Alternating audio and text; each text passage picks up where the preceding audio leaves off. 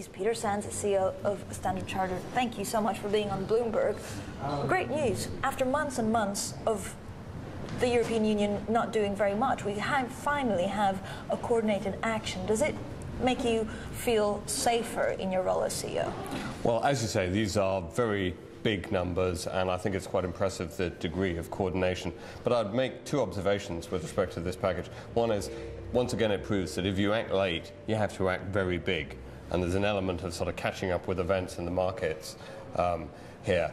So that would be one observation. The second would be, this doesn't get out of the fact, we shouldn't kid ourselves, that there's going to be a long, hard slog dealing with European countries' fiscal problems. Yes, we bought off the market pressure for the moment, and I think actually very substantially, but it will take substantial restructuring of public sector finances. But there has been quite a lot of pressure between interbank lending, for example. Is this going to ease up thanks to what we saw from the European Union?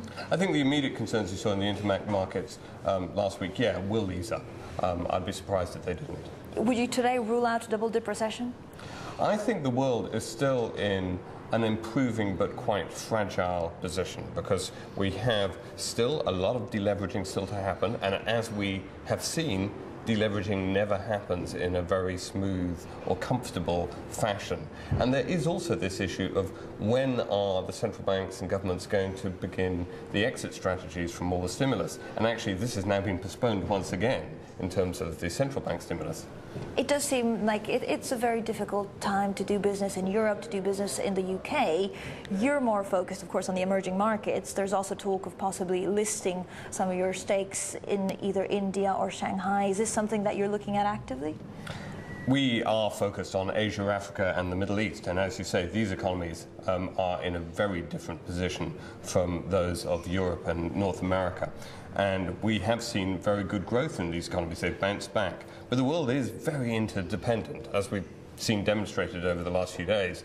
And so what happens in Europe and North America will have an impact on other parts of the world.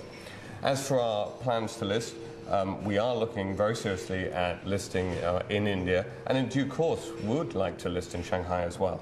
And this wouldn't be postponed, for example, because of the sovereign debt crisis we've seen here in Europe, or are you more cautiously optimistic? I'm always cautiously optimistic. Of course we'll take account of market conditions, but we're still intending to list in India. Peter Sands, your biggest concern for the rest of the year?